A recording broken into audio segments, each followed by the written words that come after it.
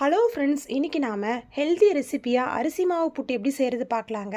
ஒரு பேனில் ஒரு கப் அளவு அரிசி மாவு எடுத்துகிட்டு அதை ஒரு 5 நிமிஷம் நல்லா வறுத்து எடுத்துக்கலாங்க.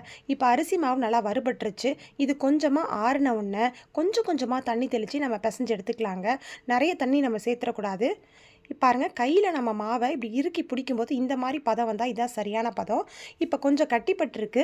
இதனால் இதை மிக்ஸி ஜாரில் சேர்த்து ஒரு சுற்றி எடுத்து வச்சுக்கலாங்க. இப்போ பாருங்கள், இது வாசனைக்காக ஒரே ஒரு ஏலக்காய் சேர்த்து நம்ம அரைச்சி எடுத்துக்கலாம்.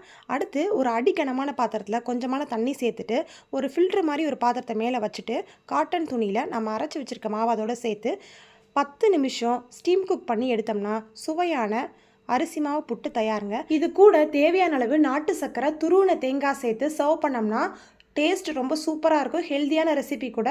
இதை உங்கள் வீட்டில் செஞ்சு பாருங்கள். செஞ்சு பார்த்துட்டு உங்களோட கமெண்ட்ஸ் எனக்கு சொல்லுங்கள். Thank you friends.